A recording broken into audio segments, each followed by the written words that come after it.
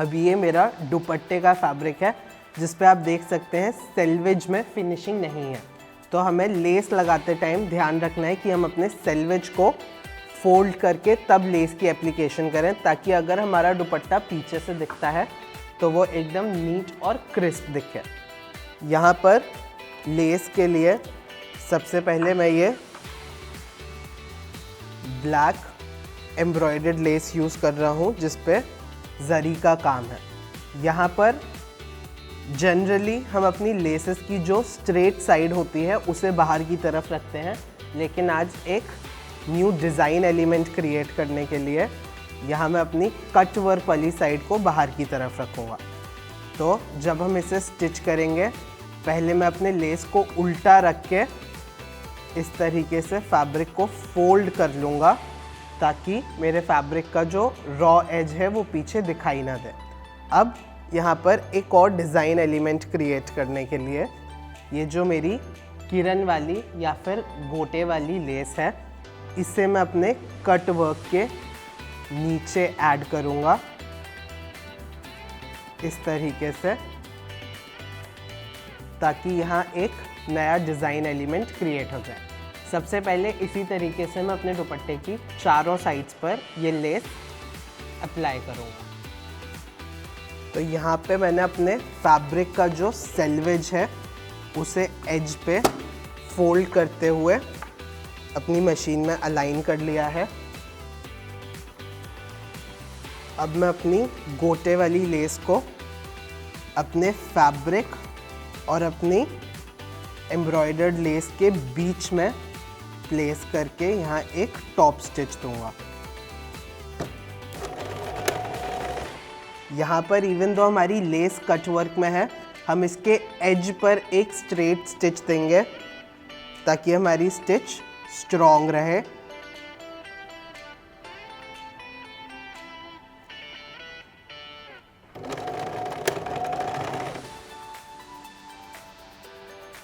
यहाँ हमें नीचे फोल्ड का ध्यान रखना है कि हमारा फैब्रिक इवनली फोल्ड हो और हमारी फोल्ड यहाँ कम ज़्यादा ना हो।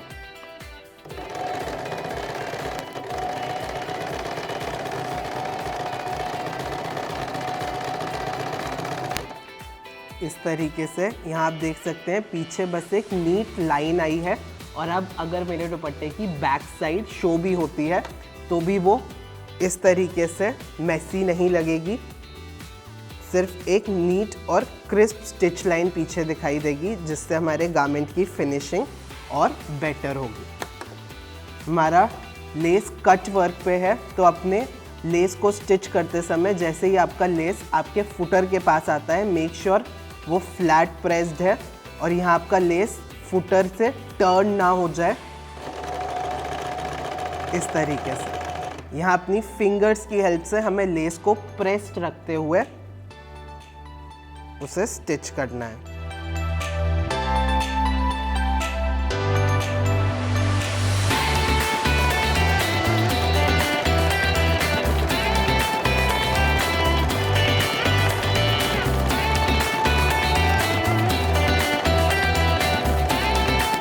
इसी तरह से अगेन मैं थोड़े थोड़े डिस्टेंस पर अपने फैब्रिक की फोल्ड और लेसेस को अलाइन करते हुए यहाँ पर सबसे पहले अपने दुपट्टे पर पूरी एजिंग क्रिएट करूँगा।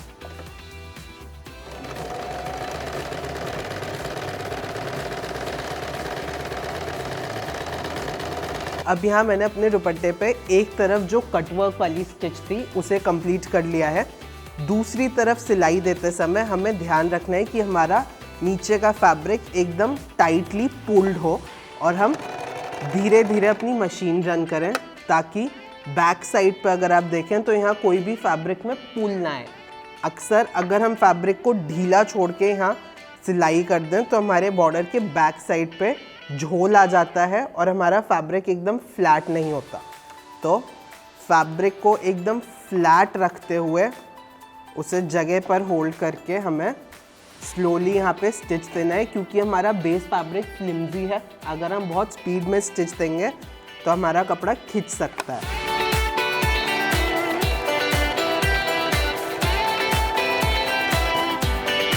इस तरीके से बैक साइड पे मेरा फैब्रिक एकदम फ्लैट है, यहाँ ज़्यादा झोल नहीं आ रहा है। इसी तरीके से मैं ये पूरी अपने बॉर्डर की सिलाई कंप्लीट करूँगा, फैब्रिक को दूसरी तरफ पुश करके उसे फ्लैट रखते हुए। अब यहाँ पे मैंने अपने दुपट्टे पर चारों तरफ अपनी जरी वाली लेस लगा ली है।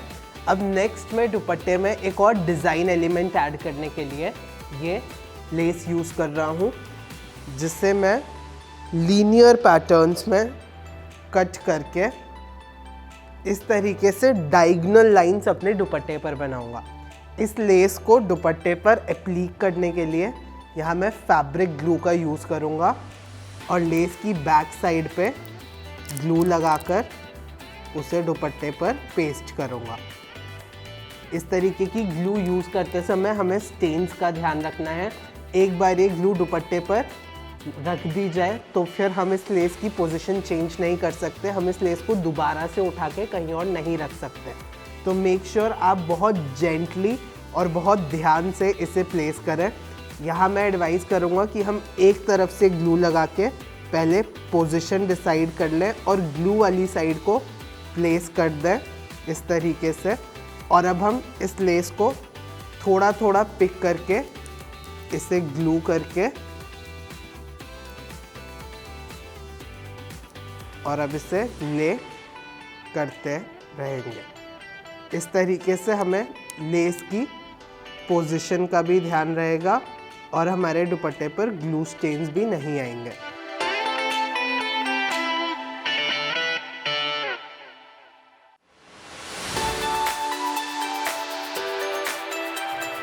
ग्लू करने के बाद इसे मैं प्रेस करूँगा जगह पर ताकि ये चिपक जाए। इस तरीके की लेसेस जब हम यूज़ करते हैं जिस पे कि ये कांच के स्टोन्स चिपके होते हैं, जिसे हम आम भाषा में कटदाना कहते हैं, इन्हें हम हैंड स्टिच या मशीन से इस फैब्रिक पर स्टिच नहीं कर सकते क्योंकि हमारी मशीन इन स्टोन्स के ऊपर नहीं चल सकती। ना ही हम इसे हाथ से नीडल से टैग कर सकते हैं क्योंकि ये स्टोन्स हमारी लेस पर चिपके हुए हैं। तो इस तरीके की लेसेस को हम सिर्फ फैब्रिक ग्लू से ही एप्लीक कर सकते हैं अपने गारमेंट पर। इसी तरह से मैं यहाँ पर लीनियर पैटर्न से एक पैटर्न क्रिएट करूँगा।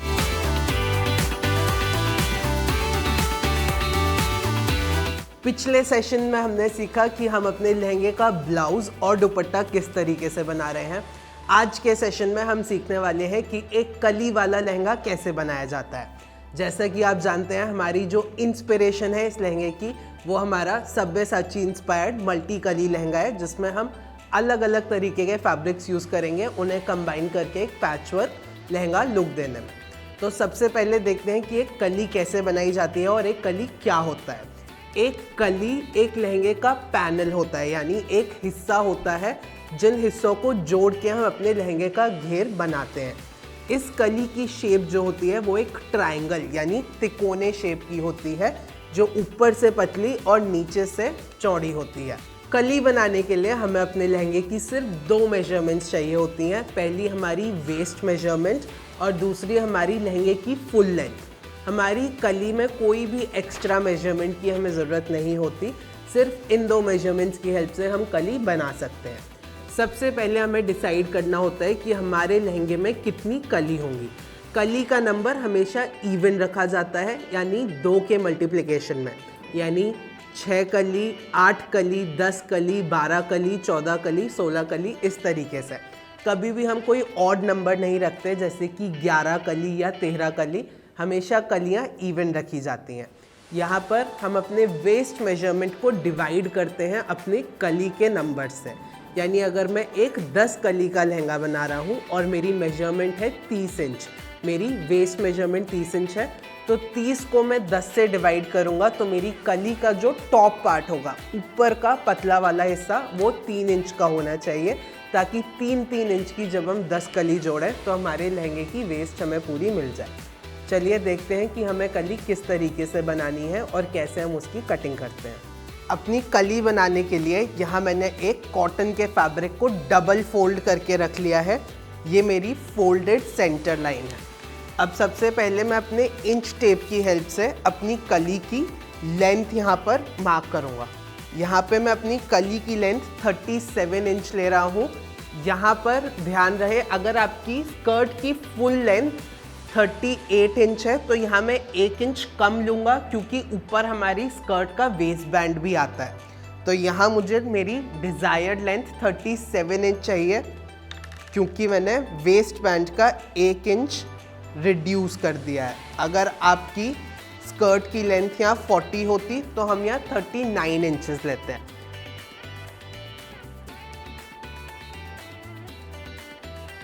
अब यहाँ पे 37 इंचेस पे मैंने 2 मार्क लगा लिए हैं। अब मुझे 12 कली का लहंगा बनाना है और मेरे क्लाइंट की वेस्ट है 26 इंच।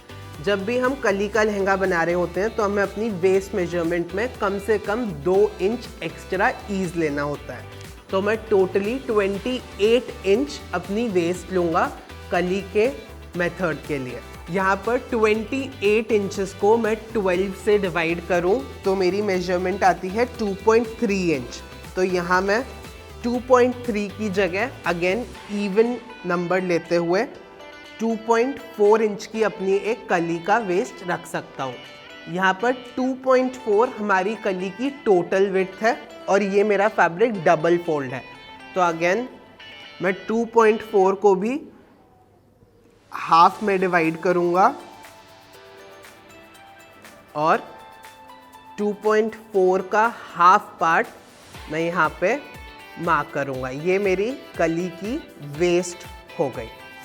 अब कली के फ्लेयर देने के बहुत सारे तरीके होते हैं। एक होता है हमारा इस तरीके से स्लांटिंग मेथड, यानी जितनी लेंथ मैंने सेंटर पे रखी है 37 इंचेस, उतनी ही लेंथ मैं अपने मेजरिंग टेप पे लेके जितना मुझे नीचे घेर देना है उतना ज़्यादा एक्सटेंड करके एक स्ट्रेट लाइन इस तरीके से बना दूं, तो मेरी ये एक बहुत रेगुलर बेसिक कली होगी।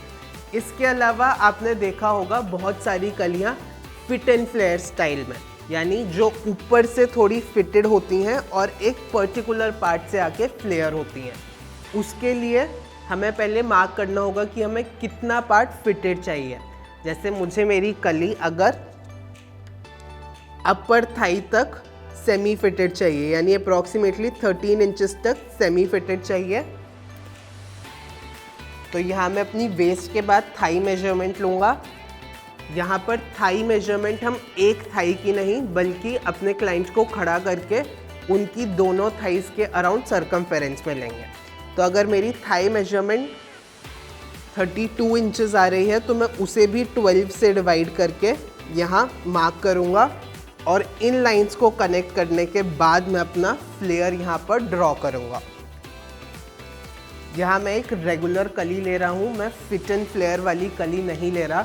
इस फिट एंड फ्लेयर कली को हम मरमेड स्टाइल कली या हमारी इंडियन लैंग्वेज में लांचा स्टाइल भी कह सकते हैं। जब हम फिट एंड फ्लेयर की कली बना रहे हैं तो मेक श्योर आप अपनी थाई मेजरमेंट हमेशा वेस्ट से ज़्यादा ही रखें, वरना हमारा हिप यहाँ पर एकोमोडेट नहीं हो पाएगा।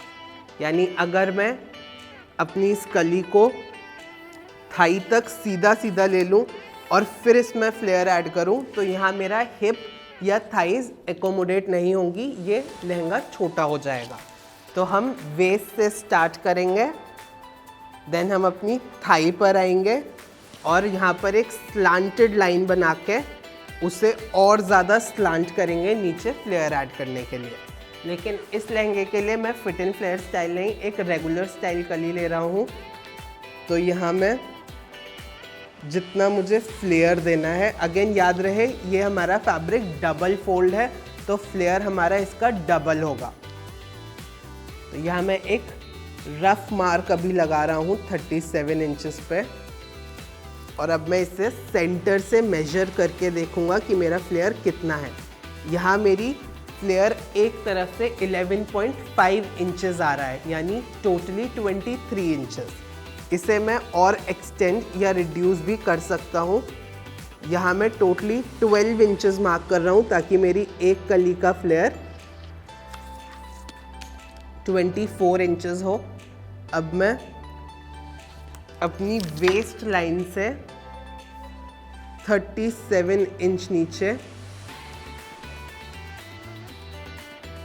मार्क लगाऊंगा और इस लाइन को ट्रेस कर लूँगा।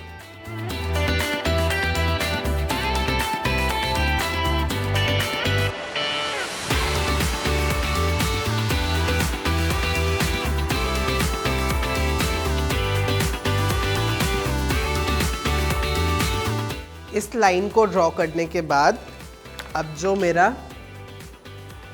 कॉर्नर पॉइंट है और जो मेरा सेंटर पॉइंट था, इससे मैं एक स्मूथ कर्व में कनेक्ट करूँगा। यहाँ पर आप हिप स्केल या फ्रेंच कर्व की हेल्प भी ले सकते हैं अपना कर्व ड्रॉ करने के लिए, बट मेक श्योर आपका कर्व बहुत ज़्यादा गोल ना हो। ये एक बहुत ही सॉफ्ट कर्व होगा, ऑलमोस्ट एक स्ट्रेट लाइन जैसा।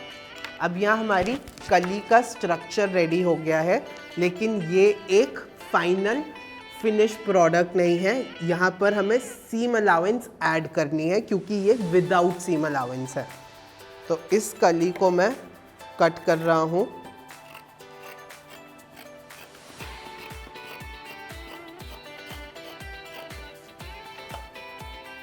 यहाँ पर वेस्ट पर भी मैं 1/2 इंच सीम अलाउंस लूँगा और मेरी साइड सीम पर भी 1/2 इंच सीम अलाउंस लेते हुए मैं अपनी इस कली के पैटर्न को कट कर लूँगा।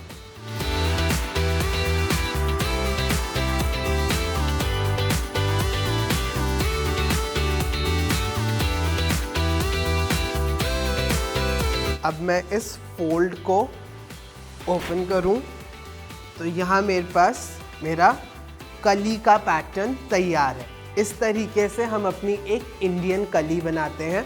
अब मैं इसी कली को बेस रखते हुए अपने फैब्रिक पर जो भी मुझे लहंगे के लिए यूज़ करना है उस पर ट्रेस करके कट करके अपनी कली को जॉइन करूँगा ताकि हम अपनी स्कर्ट बना सकें। यहाँ पर कुछ चीज़ें हमें ध्यान रखनी है, अपनी कैलकुलेशन और सीम अलाउंस ऐड करना। कभी भी अपनी कली में बिना सीम अलाउंस के कटिंग ना करें क्योंकि आपकी कली छोटी हो जाएगी और वेस्ट पूरी नहीं होगी। दूसरा, हमारी कली की लेंथ, जितनी लंबी आपको अपनी स्कर्ट चाहिए हमेशा कली की लेंथ उतनी ही रखनी है, सेंटर में भी और साइड में भी। जो हमारी हेम लाइन का कर्व है वो एक बहुत सॉफ्ट स्मूथ कर्व होना चाहिए और अपने सेंटर पे खास तौर पर ध्यान रहे कि हमारी सेंटर लाइन और side seam line at least 1 inch तक स्ट्रेट हो और फिर कर्व स्टार्ट हो। अगर यहाँ मैं एक बहुत स्लांटेड लाइन शुरू करूँ और जब मैं इसे अनफोल्ड करूँगा तो यहाँ पे पॉइंटेड एज बन जाएगा जो कि नीट नहीं होगा और उसे हमें चॉप करना पड़ेगा। तो इन चीज़ों का ध्यान रखते हुए इस तरीके से आप अपने लहंगे के लिए कली बना सकते हैं और अपनी वेस्ट मेजरमेंट में हमेशा 2 इंच मिनिमम एक्स्ट्रा लेना ना भूलें। अब मैंने अपने लहंगे के जो मेरा मेन फैब्रिक है उस फैब्रिक को फ्लैट ले कर लिया है अपनी टेबल पे। यहाँ हमें कली कट करते समय अपनी पैटर्न का ध्यान रखना है। मेरा पैटर्न इस तरीके से वर्टिकल लेंथ में है तो मेरी कली भी इसी तरह वर्टिकली कटेंगी। अगर मेरा पैटर्न फैब्रिक पे इस तरह फ्लो हो रहा होता तो मैं अपनी कली को भी इस तरीके से ही काटता।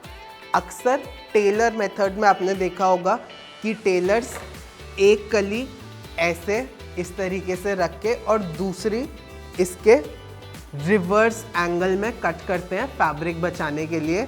लेकिन यहाँ सिंस हमारा फैब्रिक जो है वो एक पैटर्न पर है तो हम ऐसा नहीं कर सकते क्योंकि हमारा पैटर्न यहाँ शफल हो जाएगा और हमारे एंड रिजल्ट में पैटर्न मैच नहीं करेगा।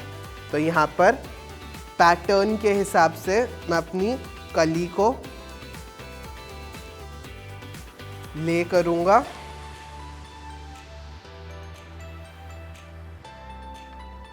इस तरीके से। और अब मैं अपनी सैंपल कली की हेल्प से अपने मेन फैब्रिक की कली कट कर सकता हूँ।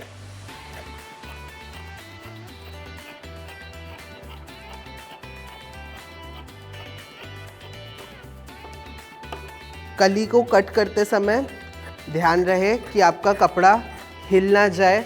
आप किसी ऐसे रूम में नहीं हैं जहाँ पर पंखा कूलर ऐसी कोई चीज़ चल रही है जिससे आपका फैब्रिक उड़ सकता है या मूव कर सकता है, क्योंकि उससे आपकी पैटर्न में मिसप्लेसमेंट हो सकती है।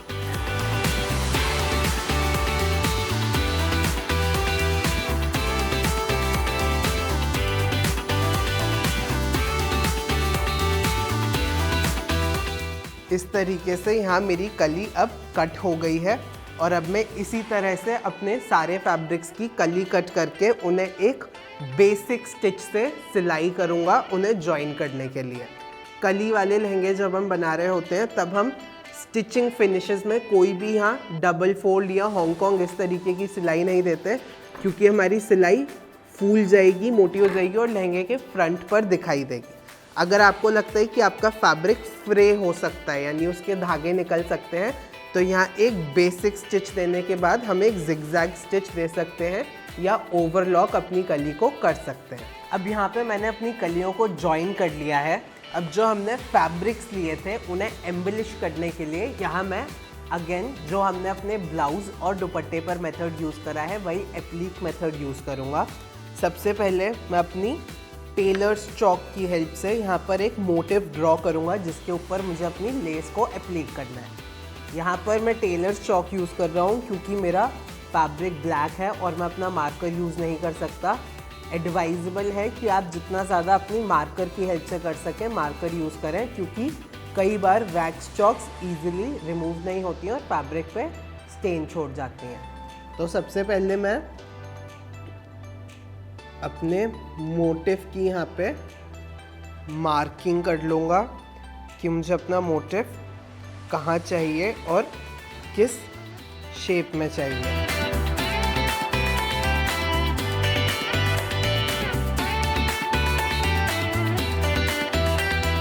इस तरीके से मार्किंग करने के बाद इस लेस को मैं जितनी लेंथ में यहाँ मुझे अपने एप्लीक पे डिज़ाइन क्रिएट करनी है उतनी लेंथ में कट करके यहाँ पर फैब्रिक ग्लू की हेल्प से पेस्ट करूँगा।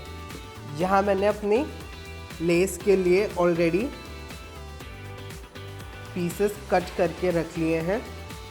यहाँ मैं एक असेंडिंग ऑर्डर यानी बड़े से छोटे ऑर्डर में डिज़ाइन क्रिएट कर रहा हूँ।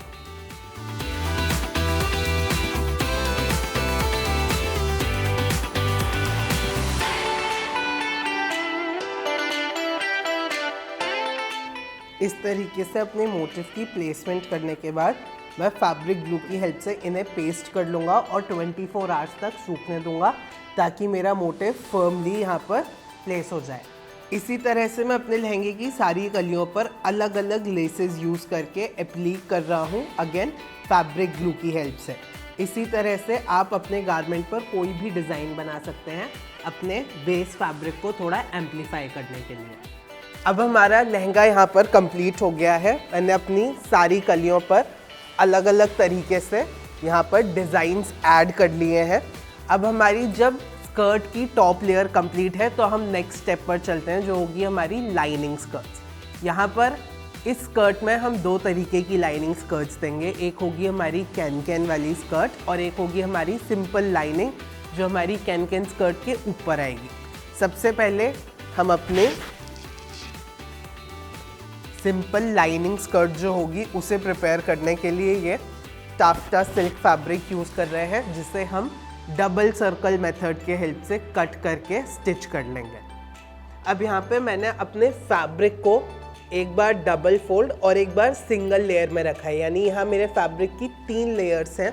तो यहाँ हम 3 सर्कुलर शेप्स कट करेंगे। यहाँ पर मेरे फैब्रिक में मैक्सिमम लेंथ 43 इंच आ सकती है, तो यहाँ मैं 43 इंच पे अपना मेजरिंग टेप होल्ड करके उसे सर्कुलर मोशन में रोटेट करूँगा ताकि हमें 3 शेप्स यहाँ मिल जाए। यहाँ पर मेजरिंग टेप को कॉर्नर पे एक ही जगह पर होल्ड करके हम 43 इंचेस पर मार्क्स लगाएंगे।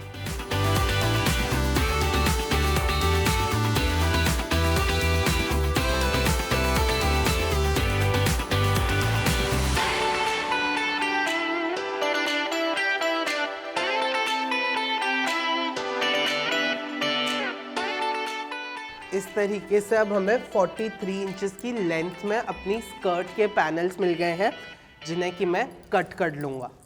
कट करते समय तीनों फैब्रिक्स को साथ में होल्ड करें और मेक श्योर कि आपके फैब्रिक्स ऊपर नीचे हिल ना जाए। अब यहाँ पे हमारे बेस पैनल्स रेडी हैं, लेकिन हमने अभी वेस्ट की कटिंग नहीं करी है। हमें पता है कि हमें यहाँ पर अपनी स्कर्ट की जो वेस्ट है वो 28 इंचेस लेनी है, तो 28 को हम 3 से डिवाइड करेंगे, यानी यहाँ पर 9.5 इंचेस का हमें सर्कल लेना है। तो सबसे पहले हम अपने मेजरिंग टेप को रफली यहाँ पर कर्व करके देखेंगे कि 9.5 का सर्कल किस लेंथ पर आ रहा है।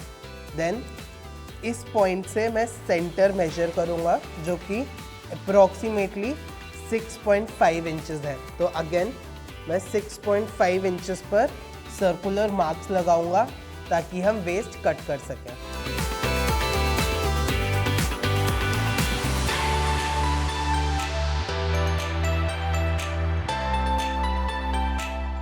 कटिंग से पहले एक बार मैं दोबारा से अपना मेजरिंग टेप यहाँ रखकर चेक कर लूँगा कि मेरी मेजरमेंट ठीक है या नहीं।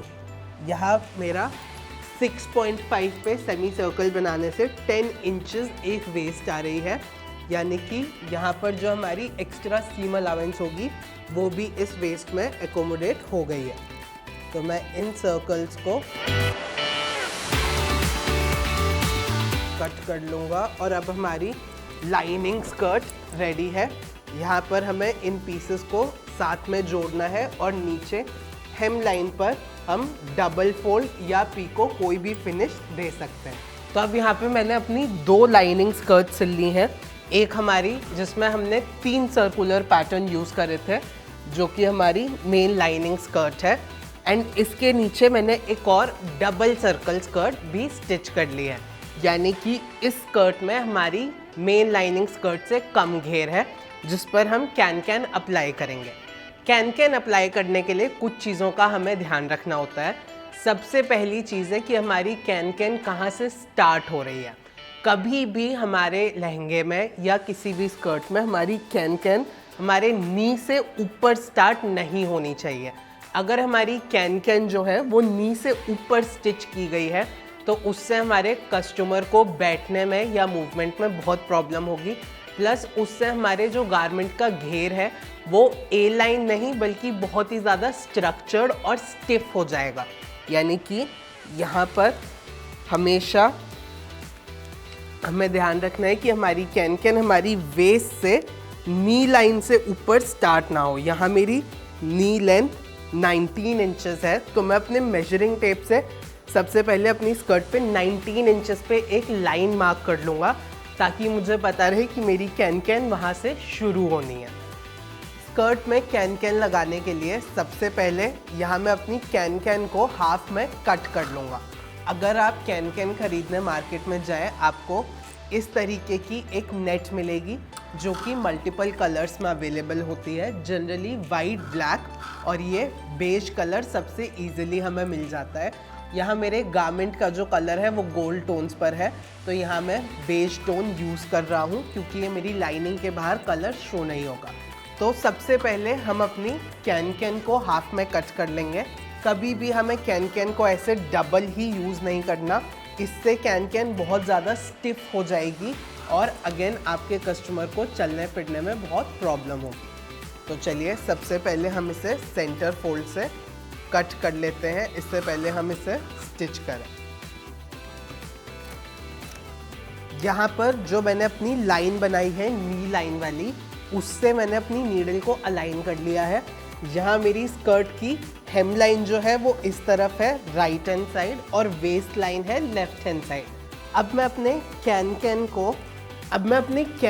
को इस लाइन से अलाइन करूँगा और इसे वेस्ट की तरफ को फेसिंग रखूँगा। यानी कि यहाँ हम कैन को डायरेक्टली हेम लाइन की तरफ नहीं लगाएंगे, हम इसे उल्टा स्टिच करेंगे। यानी सबसे पहले इसे वेस्ट की तरफ फेस करते हुए हम अपनी नी लाइन से अलाइन करते हुए इसे प्लीट करेंगे और स्टिच करेंगे।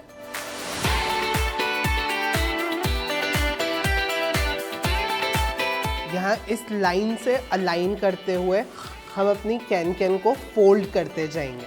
यहाँ जो हमारी फोल्ड है वो कॉर्नर पे एक दूसरे को थोड़ा सा ओवरलैप करेगी, यानी अब मेरी नेक्स्ट फोल्ड जो है इसकी शुरुआत मेरी फर्स्ट फोल्ड के ख़त्म होने से पहले ही हो जाएगी और ये फोल्ड मेरी थोड़ा सा प्रीवियस फोल्ड को ओवरलैप करेगी।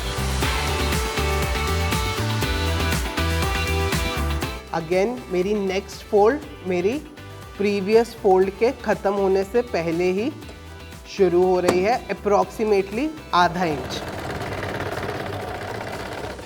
और यहाँ मैं करीब 2 इंच की फोल्ड्स क्रिएट कर रहा हूँ। इसी तरीके से सबसे पहले मैं अपनी लाइन पर अपने कैन को उल्टा सिल लूँगा, फोल्ड पर ओवरलैप करते हुए।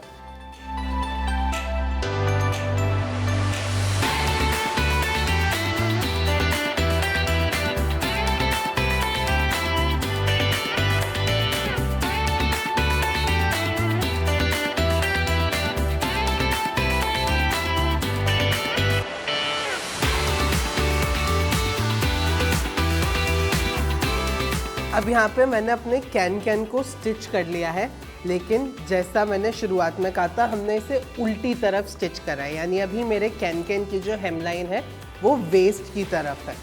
तो अब मैं अपने कैन को टर्न करूँगा इस तरीके से,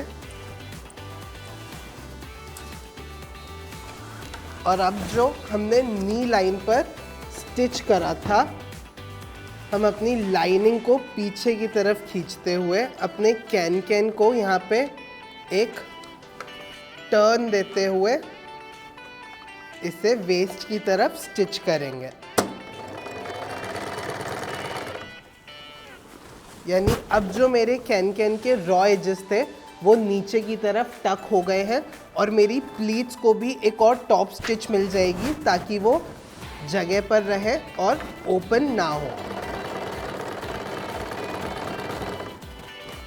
टॉप स्टिच देते समय ध्यान रहे कि आपका जो बैक साइड है फैब्रिक का उसे आप नीचे की तरफ पुश कर रहे हैं, इस तरीके से नीचे पुल कर लें ताकि यहाँ पर कोई भी एक्स्ट्रा फैब्रिक सिलाई में दबे ना और आपकी सिलाई एकदम क्रिस्प हो।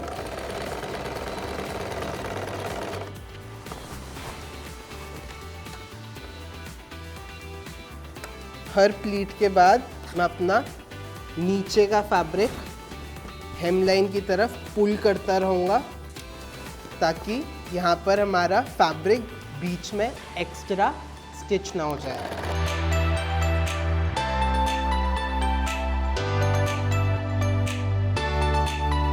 इसी तरीके से कैन के रॉ एजेस को अगेन मैं नीचे खींचता रहूँगा और अपनी ये पूरी स्टिच लाइन कंप्लीट करूँगा।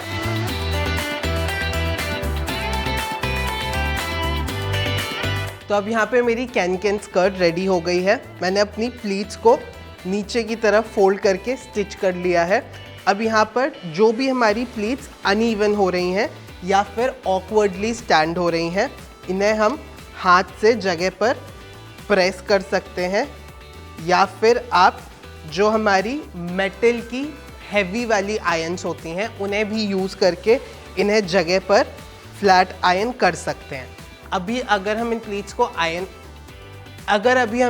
आयरन कर देंगे तो ये अपनी जगह पर सेटल हो जाएंगी, वरना यहाँ पर हमारी जो कैन स्कर्ट है वो ऑकवर्डली किसी भी जगह से इस तरीके से पॉइंटी या एजी लग सकती है। तो मेक श्योर आप अपनी सारी प्लीट्स को जगह पर रख के फ्लैट आयरन कर दें या अपने हाथ से ही उन्हें क्रिस्पली इस तरीके से फोल्ड कर दें।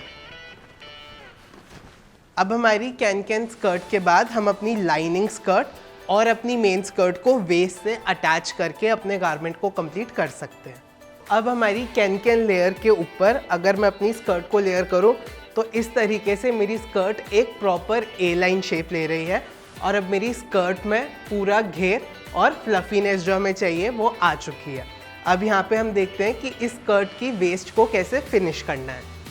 अब यहाँ पर तीनों स्कर्ट्स को मैं वेस्ट पर अलाइन करके एक साथ एक टॉप स्टिच दूंगा ताकि हम अपनी स्कर्ट को फिनिश कर सकें।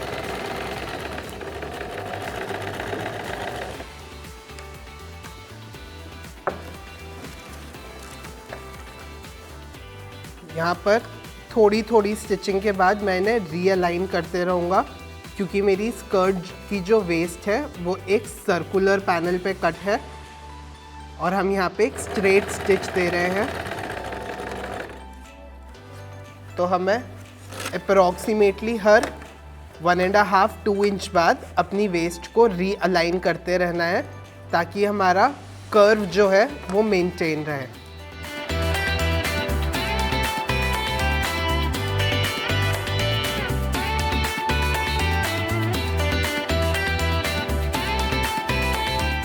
सिंस हमारी जो टॉप लेयर है वो कली वाली स्कर्ट है, मेक श्योर कि आपकी कलियाँ स्टिच करते समय खिंच नहीं रही हैं और एकदम स्मूथली फ्लैट पकड़ के हम उन पर टॉप स्टिच दे रहे हैं। तो अब यहाँ पे तीनों फैब्रिक्स को वेस्ट पर अटैच करने के बाद मैं यहाँ पर अप्रॉक्सीमेटली 3 इंचेस का एक पैनल ले रहा हूँ, जिसे मैंने एक तरफ से डबल फोल्ड कर रखा है।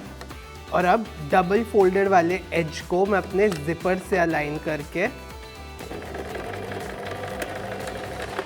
इस पैनल को अपने गारमेंट की बैक साइड से गारमेंट पर अटैच करूंगा।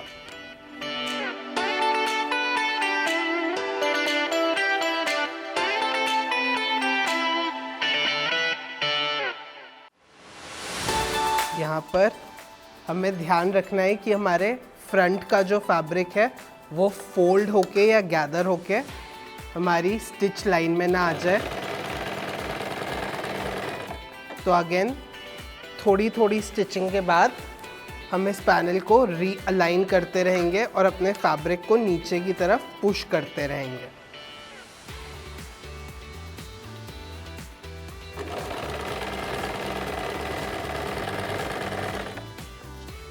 यहाँ मैं फैब्रिक का एक सिंगल पैनल ले रहा हूँ।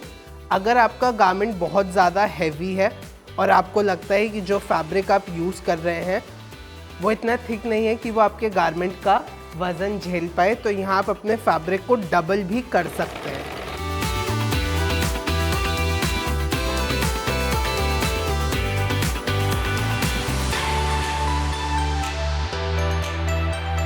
अब इस फैब्रिक को बैक साइड पे सिलने के बाद मैं टर्न करूँगा फ्रंट की तरफ और इसे फोल्ड करके एक फोल्ड देने के बाद हम एक डबल फोल्ड देंगे आगे की तरफ। इस तरीके से अब हम इसे एज पर स्टिच करेंगे। तो यहाँ हमारा फैब्रिक डबल हो गया है, जिससे हमारा वेस्ट बैंड स्ट्रेंथन होगा यानी स्ट्रॉन्ग होगा और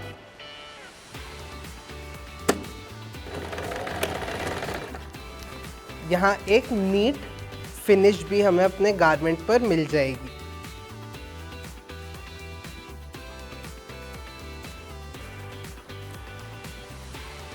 इस तरीके से